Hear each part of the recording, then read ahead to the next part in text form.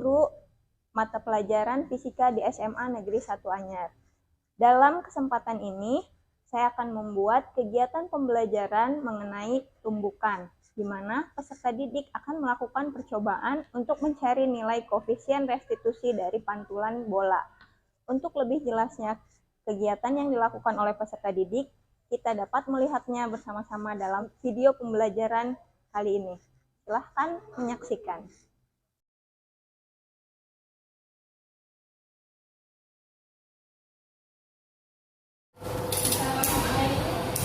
Waalaikumsalam. Gimana kabarnya hari ini? Alhamdulillah. Oke, sebelum kita mulai pelajaran hari ini, mari kita awali dulu dengan doa. Ayo Arfan, dipimpin doa. Ya, belum belajar, alhamdulillah kita berdoa terlebih dahulu. Doa mulai. Ustaz, beri salam. Assalamualaikum warahmatullahi wabarakatuh. Waalaikumsalam warahmatullahi wabarakatuh. Diberikan kehadirannya. Bella, hadir Bu. Silvi, izin Bu. Berarti hari ini 2 orang yang tidak masuk ya? Ya, Bu. Oke, kayaknya karena kita kurang konsentrasi, harus ada ice breathing dulu nih ya. Biar supaya pada semangat lagi, karena udah siang, capek juga kalian. Kita pijit-pijitan aja ya. Biar konsentrasi lagi. Angin. Gimana? Udah tek? Ya. Sudah siap belajar? Ya. Ayo. Tapi sebelum ke materi, Ibu mau tes dulu nih hasil kalian baca tadi malam ya. Coba dikeluarkan gadgetnya. Bu kirimkan link Google Form-nya ke grup, di grup ya. Ya, Bu. Diterima. Silahkan dibuka, kan dikerjakan dulu masing-masing ya. Di kertas saja, nanti di-upload di foto. 15 menit ya.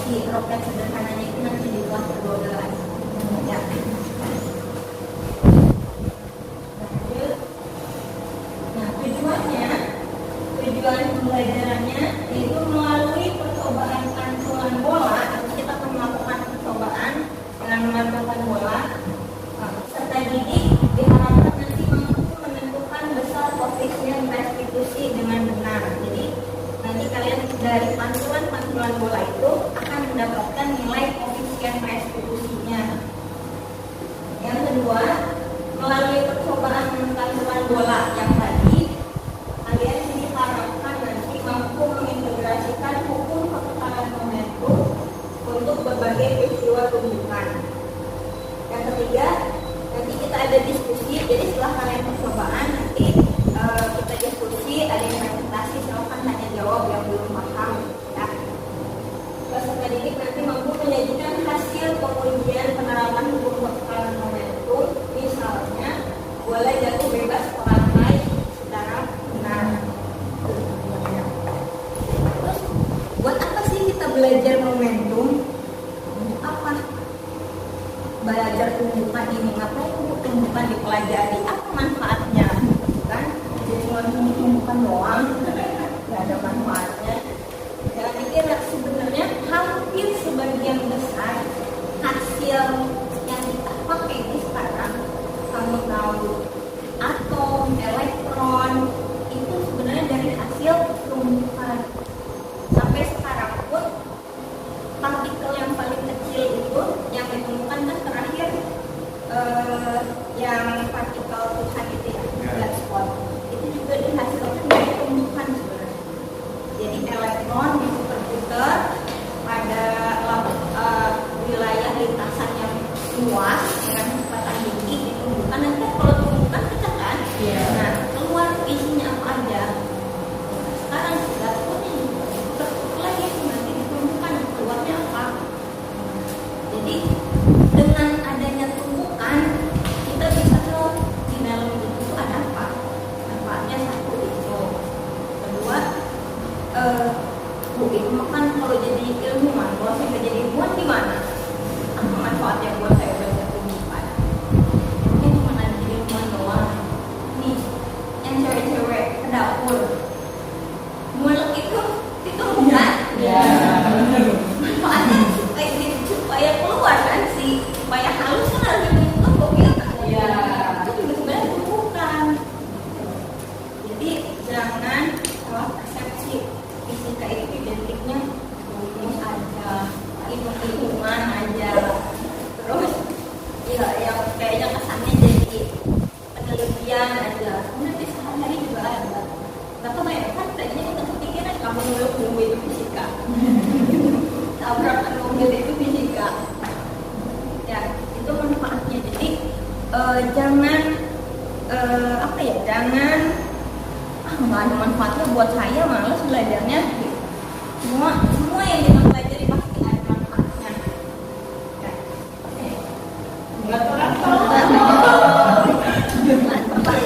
Ini sempat viral kan? Iya. Saya sih, ibu sih nggak bisa main yang secanggih yang di TV itu. Ada yang kadang sambil nyanyi, adanya. Siapa yang bisa? Niki bisa. Niki bisa, Niki. Coba Rik mainin. Asik.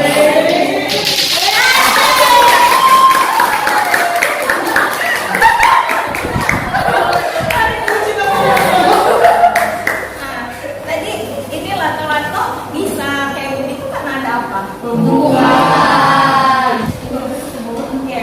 Nah, selanjutnya coba perhatikan video ini.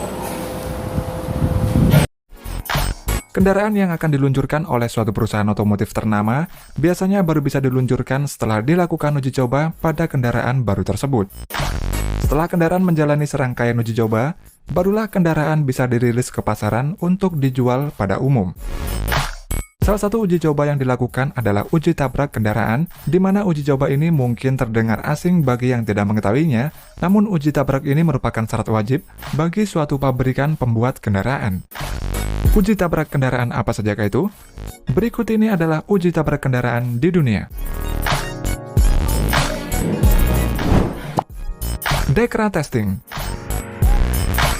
Untuk menguji apakah suatu kendaraan layak atau tidak sebelum dipasarkan, dibutuhkan tes uji tabrak kendaraan sebelum kendaraan akan dipasarkan. Ada banyak perusahaan yang bertugas untuk melakukan uji tabrak, dan salah satunya adalah perusahaan yang bernama DEKRA yang berasal dari Berlin di Jerman. Dekra sudah dipercaya oleh banyak perusahaan otomotif untuk tes uji tabrak, dan hasil penilaian dari Dekra ini akan menentukan apakah kendaraan tersebut layak atau tidak. Seperti pada uji coba truk pada video berikut, ada sebuah truk yang melaju dengan kecepatan 43 km per jam menabrak mobil dan truk di depannya. Meski mobil yang ditabraknya itu hancur, namun bagian depan truk itu cuma rusak dan tidak seberapa parah.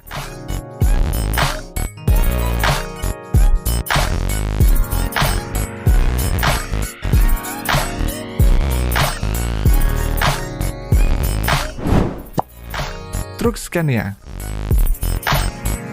Scania merupakan perusahaan asal Swedia yang memproduksi kendaraan komersial, khususnya truk besar dan juga bis. Baru-baru ini Scania mengeluarkan truk terbarunya yang memiliki kelebihan seperti penggunaan bahan bakar yang lebih hemat, usia komponen yang lebih lama umurnya, dan penambahan daya muat. Namun sebelum diluncurkan, truk Scania akan melakukan tes uji tabrak dengan berbagai skenario. Hal ini dimaksudkan untuk mengetahui tingkat kekuatan dan keamanan truk Scania ini. Pada tes pertama, truk Scania melaju di jalan dengan membawa 2 kontainer di belakang, kemudian truk ini sengaja dijatuhkan dengan posisi miring untuk menguji airbag samping model terbaru.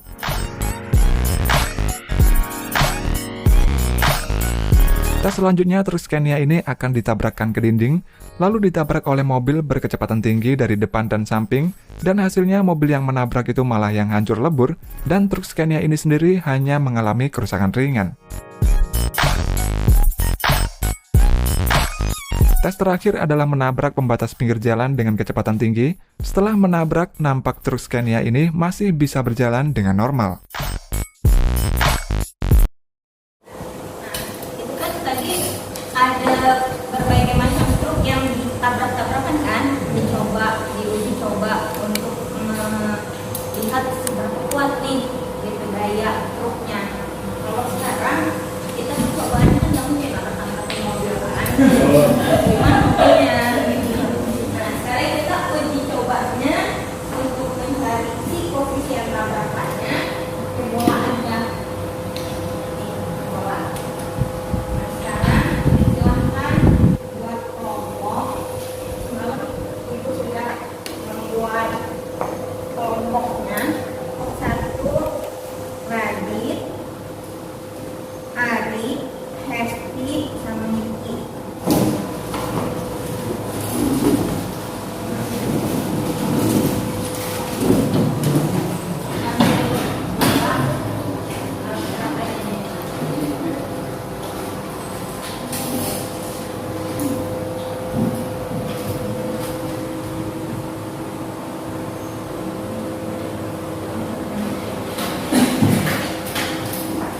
Untuk nilainya Ibu buat berupa ELKPD, jadi kalian langsung isi KPD-nya.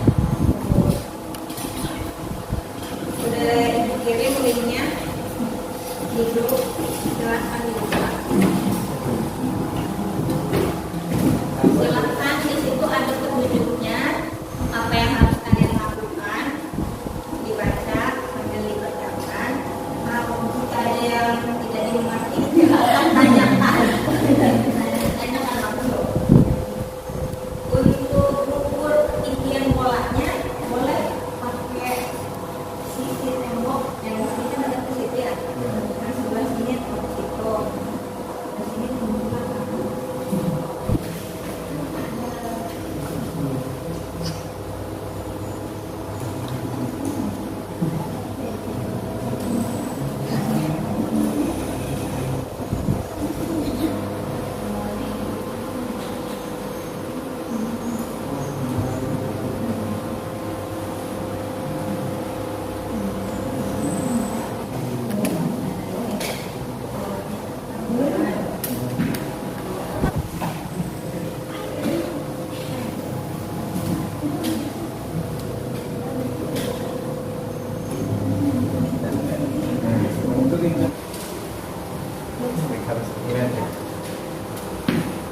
Itu ditangkap, ditandai tingginya berapa? Oh, kan sampai ke tanggal nanti. Ini soal 50 ya kan? Iya. Dari sini kita tulis. Nah, Hari minta lakban. 53. ya nanti juga percobaan pertama gitu ya 45 sekarang yang 80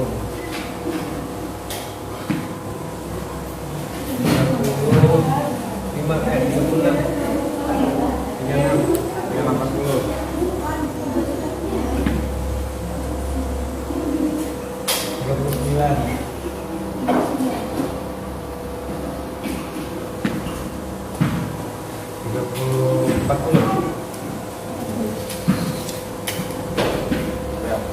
masyarakat ini masalahnya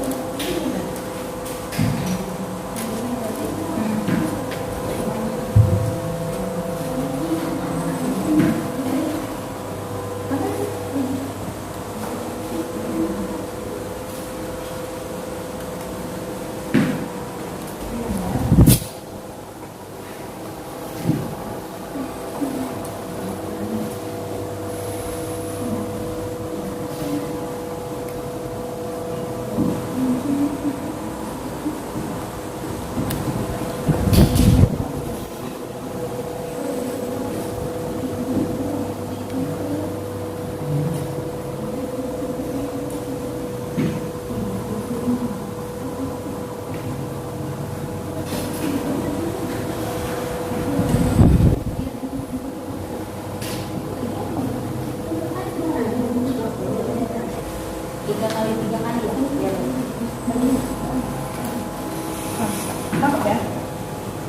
nanti sabar karena meternya jatuhnya rusak.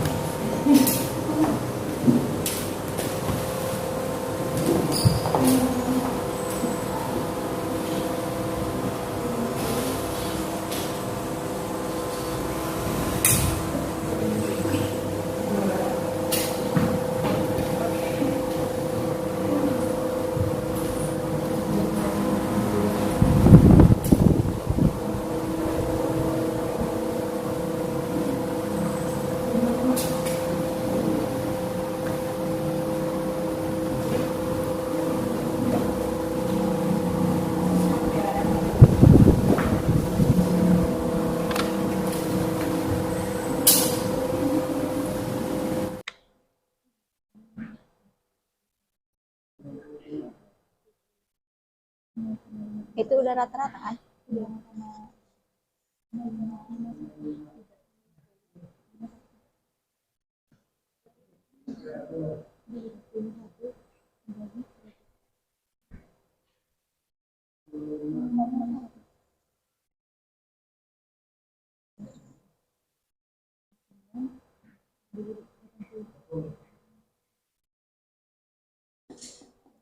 Sama kan? Padahal beda-beda ya. Kalau dibulatkan juga 0,5. Enggak usah, biar kelihatan. Dua.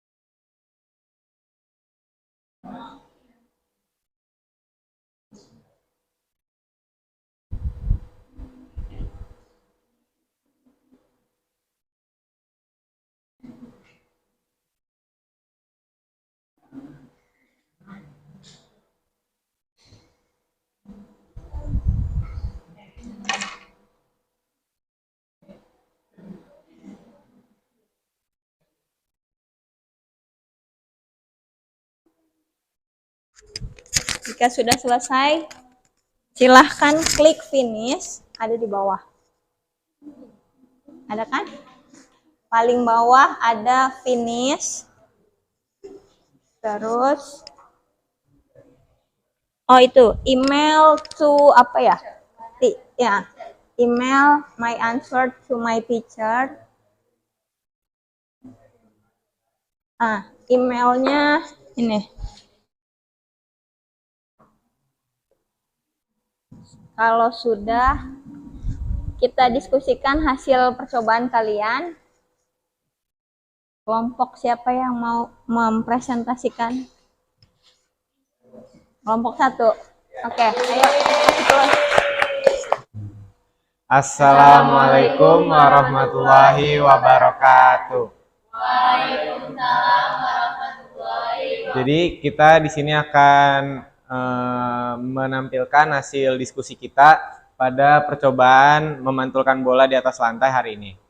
Saat eksperimen percobaan pertama kita melepaskan bola di ketinggian 120 cm pada H0. Kemudian kita mendapat angka ketinggian pantulan pertama kita mendapatkan rata-rata dengan nilai 53,3 cm dan koefisien restitusi yang kita dapat yaitu 0,44. Kemudian percobaan selanjutnya dengan ketinggian awal 100 cm kita mendapatkan nilai rata-rata pantulan yaitu 44,3 cm dengan koefisiennya yang sama yaitu 0,44. Kemudian percobaan terakhir pada ketinggian awal 80 cm kita mendapatkan rata-rata pantulan di 38,3 cm dengan koefisien 0,47. Jadi kita mendapatkan rata-rata koefisien restitusi di angka 0,45. Selanjutnya pada eksperimen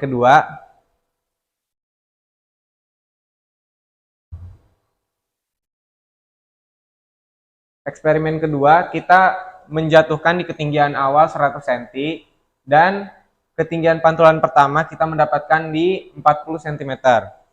Kemudian kita jatuhkan bola di ketinggian 40 cm dan mendapatkan ketinggian pantulan kedua atau H2-nya di 20 cm. Lalu kita jatuhkan kembali bola tenis tersebut di ketinggian H2 untuk mendapatkan ketinggian pantulan ketiga setinggi 12 cm. Berdasarkan hasil pengamatan, kita membagi H1 dengan H0 didapatkan 0,4, H2 dengan H1 0,5, dan H3 dengan H2 0,6. Kita mendapatkan perbedaan di sini karena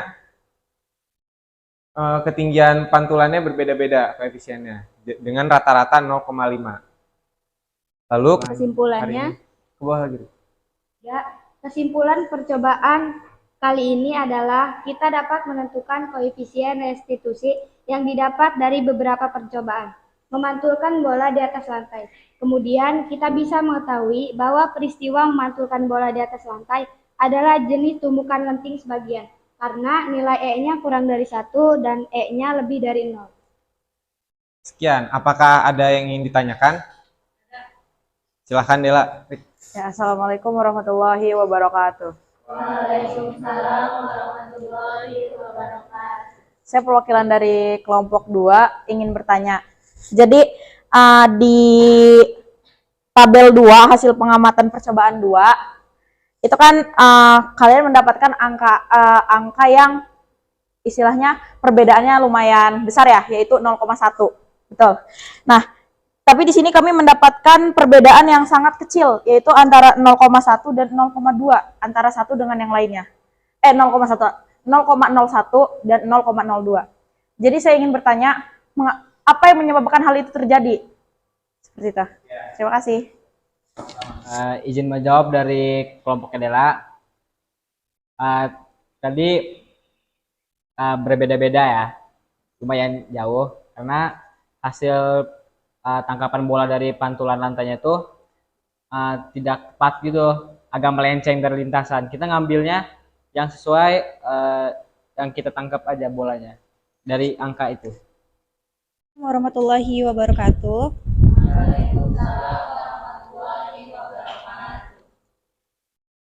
Perkenalkan nama saya Nalihan Fida dari kelompok 3, izin bertanya. Pantulan dari percobaan tadi selalu rendah. Apakah pantulan bisa lebih tinggi? Bagaimana caranya agar pantulan bisa lebih tinggi? Terima kasih. Assalamualaikum warahmatullahi wabarakatuh. Pertanyaannya, apakah bisa pantulannya tidak serendah itu? Jawabannya bisa. Namun jika pantulannya itu diberi kecepatan awal, karena saat percobaan tadi kecepatan awal bola di atas lantai itu sama dengan 0. Jika pantulan di atas lantainya, jika kecepatan bolanya lebih dari 0, maka pantulan bisa lebih tinggi dari hasil eksperimen tadi, seperti itu. Yuk. Sekian presentasi dari kelompok kami. Wassalamualaikum warahmatullahi wabarakatuh.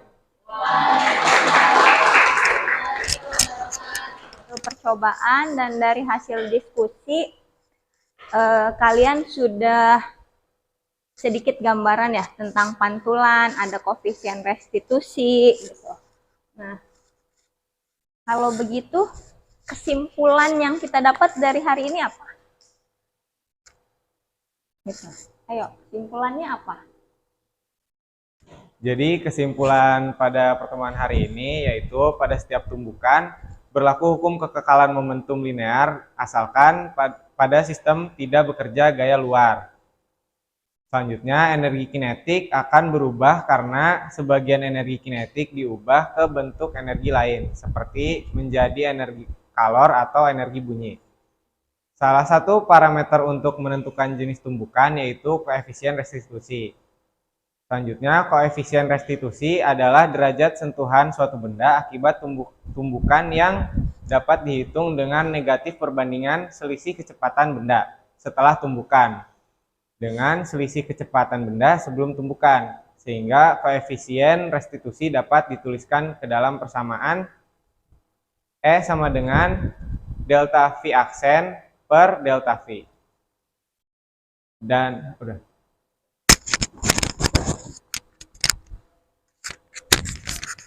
Nah, oke, setelah kita melakukan percobaan hari ini dan tadi diskusi kelas, apakah ada yang mau menyimpulkan hasil dari pembelajaran hari ini tentang apa? Enggak, Dela, ayo. Oke, jadi kesimpulan hari ini, jadi tumbukan itu ada 3 jenis berdasarkan koefisien restitusinya. Kalau koefisien restitusi atau E-nya itu sama dengan 1, maka terjadi tumbukan lenting sempurna. Jika koefisien restitusinya atau E-nya lebih besar daripada 0 dan kurang dari 1, maka terjadi tumbukan lenting sebagian. Dan jika koefisien restitusi atau E-nya sama dengan 0, maka terjadi tumbukan tidak lenting sama sekali.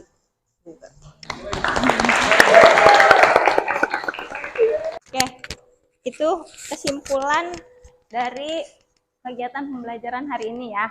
Jadi setiap tumbukan itu pasti berlaku hukum kekekalan energi, kekekalan momentum gitu. Kalau energi enggak gitu. Tergantung jenis tumbukannya. Kalau hukum kekekalan momentum iya. So, energi kinetiknya itu ya akan berubah. Karena sebagian energi kinetik itu tadi bisa berubah jadi bunyi, bisa juga jadi kalor. Contohnya kayak di peristiwa tabrakan tadi, kan itu ketika bertumbukan mobilnya ada yang remuk kan. Nah, energi sebelum nabrak kan si benda itu, si mobilnya kan bergerak, berarti punya energi kinetik. Biasanya ketika kecelakaan atau tadi kamu lempar bola juga ada bunyinya kan, dem gitu tuh kan. Kalau tabrakan juga suka ada bunyi kan. Nah, itu energi kinetiknya sebagian dibuang jadi itu. Tuh, ada juga kalau kamu suka lihat kecelakaan suka keluar asap juga kan ya. Nah, itu. Terus untuk menentukan tadi, untuk menentukan jenis-jenis tumbukan, kan tumbukannya ada 3 kan? Apa saja tadi? Lenting sempurna, sebagian, dan tidak lenting sama sekali. Nah, itu bisa dilihat dari nilai koefisien restitusi. Kalau koefisien restitusinya 1, artinya ketika dia bertumbukan, atau kalau misalkan bola tadi dijatuhkan dari ketinggiannya 100, balik lagi pantulannya sampai 100, itu berarti dia lentingnya lenting sempurna. Gitu. Tapi ketika tadi kalau tadi kan kalian jatuh pas mantul, nggak balik lagi ke 100 kan ya, hanya di bawah 100 gitu, tapi nggak jatuh juga di lantai. Nah itu berarti lenting sebagian. Gitu. Karena E-nya kurang dari 1 tapi lebih dari 0. Atau kalau misalkan kalian nih menjatuhkan bola, tapi bolanya nggak mantul lagi, jatuh aja di tanah, nggak balik lagi mantul. Nah, berarti itu kan tidak mantul sama sekali kan? Nah, berarti itu tumbukan tidak lenting. Paham ya? Kita adakan post test dulu ya. Keluarin lagi gadgetnya. Ibu kirimkan linknya di grup. Buka.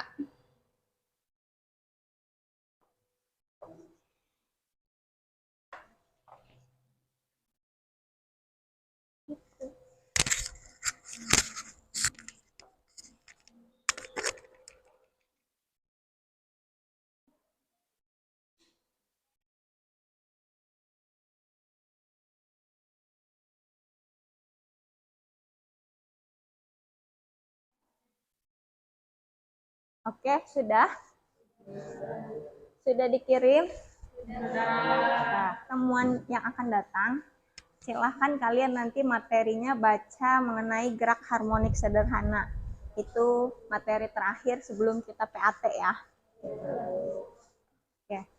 Nah, sebelum kita akhiri kegiatan pembelajaran hari ini, kita berdoa terlebih dahulu. Afwan, silahkan dipimpin doanya.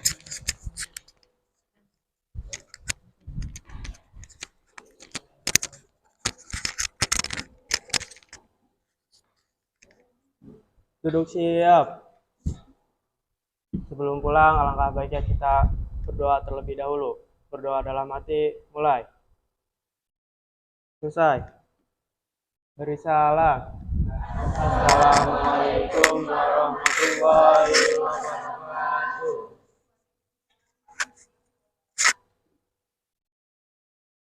Terima kasih telah menyaksikan video pembelajaran ini. Wassalamualaikum warahmatullahi wabarakatuh.